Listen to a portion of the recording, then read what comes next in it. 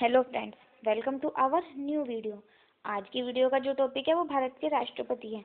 तो आज की इस वीडियो में हम राष्ट्रपति से जुड़ी लगभग सभी बातों को जानेंगे। तो चलिए वीडियो को स्टार्ट करते हैं। पहले ये जान लीजिए कि आज की वीडियो में हम जानने क्या वाले हैं। तो आज की वीडियो में राष्ट्रपति को शपथ कौन दिलाते हैं, राष्ट्रपति कैसे नियुक्त किए जाते हैं, राष्ट्रपति के निर्वाचन की क्या प्रक्रिया होती है, आर्टिकल 61 यानी महाअभियोग क्या होता है, पहले राष्ट्रपति कौन थे, वर्तमान में कौन राष्ट्रपति हैं, राष्ट्रपति कब अपने पद से त्याग पत्र दे सकते हैं, कैसे उन्हें हटाया जा सकता है और किस प्रक्रिया से केवल राष्ट्रपति को ही हटाया जाता है, उसका उल्लेख कहाँ पर किया गया है, इन सभी के बारे में चर्चा करेंगे। साथ ही जानेंगे कि यदि सुप्रीम कोर्ट के द्वारा राष्ट्रपति का चुनाव अवैध घोषित कर दिया जाता है तो उनके द्वारा किया गया काम अवैध होगा या नहीं, राष्ट्रपति को अपनी सैलरी पर इनकम टैक्स देना होता है या नहीं। तो इसी बारे में आज के हम इस वीडियो में चर्चा करेंगे। तो आई होप कि आपको वीडियो पसंद आए। चलिए देखते हैं। तो पहले तो बेसिक जानकारी देखते हैं कि राष्ट्रपति होता क्या है। तो राष्ट्रपति भारत के प्रथम नागरिक होते हैं। राष्ट्रपति राष्ट्र के अध्यक्ष होते हैं, सरकार के नहीं। तो इस चीज़ को नोटिस करना, सरकार के अध्यक्ष प्रधानमंत्री होते हैं, राष्ट्रपति राष्ट्र के अध्यक्ष होते हैं, इसलिए इन्हें राष्ट्राध्यक्ष भी बोला जाता है। साथ ही सरकार जो भारत की तीनों सेनाएं, थल सेना, जल सेना और वायु सेना, उसके सर्वोच्च अधिकारी भारत के राष्ट्रपति होते हैं। और डॉक्टर राजेंद्र प्रसाद भारत के पहले राष्ट्रपति थे। आई होप कि आप में से बहुत से ऐसे लोग होंगे जिन्हें ये सब बातें पता होंगी। तो चलिए थोड़ा एडवांस देखते हैं। आर्टिकल 52 में ऐसा उल्लेख किया गया है कि भारत का एक राष्ट्रपति होगा और राष्ट्रपति संघ की कार्यपालिका का प्रमुख होगा। अब संघ की कार्यपालिका में कौन कौन है, अगर आपको नहीं पता तो चलिए ये भी देख लेते हैं।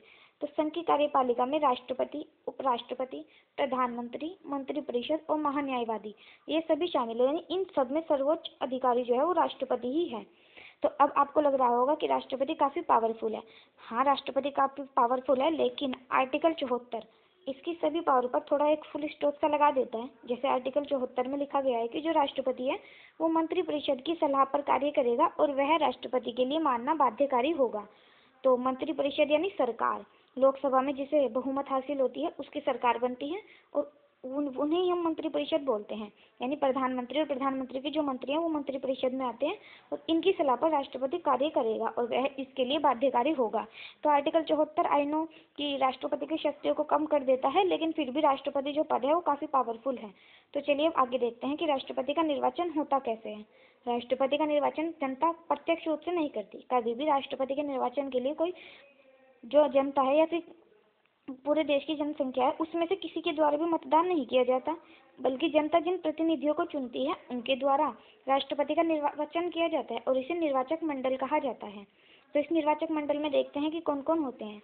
इस निर्वाचक मंडल में संसद के दोनों सदन यानी लोकसभा और जो राज्यसभा है इनके निर्वाचित सदस्य, राज्य की विधानसभा के निर्वाचित सदस्य और दिल्ली और पुडुचेरी की विधानसभा के निर्वाचित सदस्य भाग लेते हैं।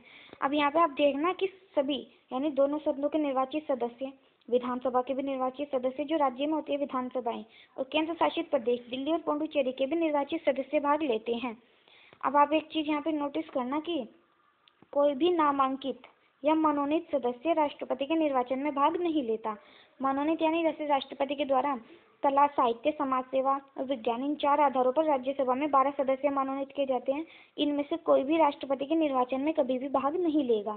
ठीक है, तो आई होप कि आपको यहाँ तक समझ आया हो। अब देखते हैं कि राष्ट्रपति के चुनाव के लिए किस प्रणाली को अपनाया जाता है। तो आनुपातिक प्रतिनिधित्व प्रणाली और एकल संक्रमणीय मत के द्वारा गुप्त मतदान कराया जाता है राष्ट्रपति के निर्वाचन के लिए। अब आनुपातिक प्रतिनिधित्व प्रणाली क्या होती है। तो आनुपातिक प्रतिनिधित्व प्रणाली में निर्वाचित होने के लिए सबसे अधिक मत नहीं चाहिए, बल्कि मतों का एक निश्चित भाग प्राप्त करना होता है। अब आपको एक स्लाइड लेके समझाते हैं। देखिए, जनरली लोकसभा में क्या होता है, यदि 3 जनों ने चुनाव लड़ा है और 100 सीटें हैं तो किसी को 10 मिली, किसी को 40 मिली और किसी को 50।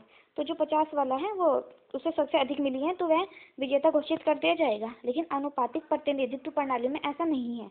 जिसे 50+1 इतने मिलते हैं वही निर्वाचित होता है और उसे ही भारत का राष्ट्रपति बनाया जाएगा। यानी एक पैराग्राफ सेट है कि इतने मत चाहिए राष्ट्रपति बनने के लिए, जिसके सबसे अधिक हो उसे राष्ट्रपति नहीं बनाया जाता। तो आई होप कि आपको समझ आया हो। चलिए अब आगे देखते हैं राष्ट्रपति से चुनाव से संबंधित जो चुनाव है, यदि उसमें कोई कहे कि भाई इसमें कुछ धांधली हुई है, कुछ विवाद उससे में उत्पन्न होता है, तो उसमें सुप्रीम कोर्ट के द्वारा डिसीजन लिया जाता है। सुप्रीम कोर्ट ही उसमें हस्तक्षेप कर सकता है।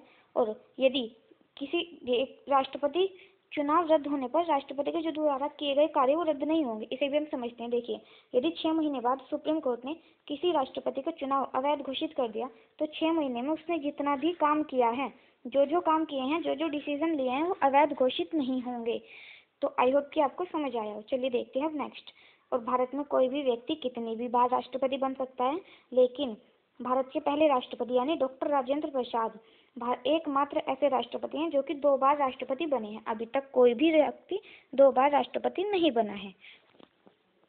अर्हता है कौन की जो अर्हता है, क्या क्या अर्हता चाहिए भारत का राष्ट्रपति बनने के लिए? पहला, वह भारत का नागरिक होना चाहिए। साथ ही वह 35 वर्ष की आयु पूरी कर चुका हो। साथ ही वह लोकसभा का सदस्य बनने के योग्य और वह किसी भी लाभ के पद पर नहीं हो। अब लाभ के पद से यहाँ पे एक चीज और देखना आप, जो लाभ का पद है, भारत में कोई भी उपराष्ट्रपति, भारत का राज्यपाल या भारत के जो मंत्री हैं, उनका पद लाभ का पद नहीं है। यानी भारत का जो उपराष्ट्रपति है वह भी राष्ट्रपति बन सकता है, राज्यपाल भी राष्ट्रपति बन सकता है और कोई मंत्री भी राष्ट्रपति बन सकता है। आई होप कि आपको समझ आया हो। एक चीज और नोट करना, यदि किसी व्यक्ति को राष्ट्रपति बनना है तो उसे 50 प्रस्तावक और 50 अनुमोदक की आवश्यकता है। यानी 50 जने उसका नाम प्रस्तावित करने चाहिए कि इसे राष्ट्रपति बनाया जाए और 50 अनुमोदक। साथ ही उसे आरबीआई के पास 15,000 रुपये जमा कराने होते हैं। आरबीआई के पास 15,000 रुपये की धनराशि जमा करानी होती है। अब यदि उसे मतों का 1/6 भाग प्राप्त हो जाता है तो यह राशि आरबीआई के द्वारा वापस कर दी जाती है, नहीं तो आरबीआई से जब्त कर लेता है।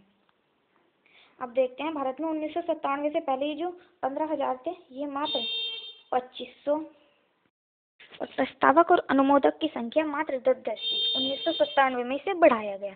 आई होप कि आपको समझ आ गया हो। तो चलिए नेक्स्ट को देख लेते हैं।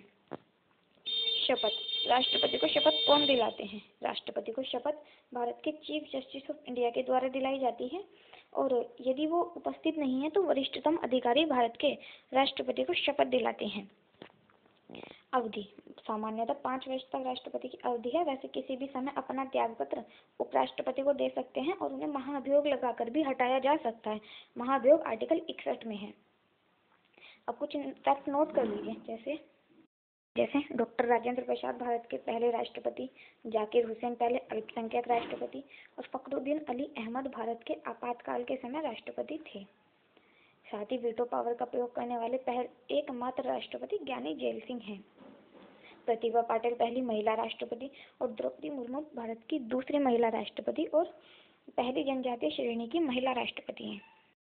आई होप कि आपको वीडियो पसंद आया। अगर पार्ट 2 चाहिए इनमें से किसी भी टॉपिक पर तो प्लीज़ कमेंट जरूर करें और मिलते हैं नेक्स्ट वीडियो में। Bye bye.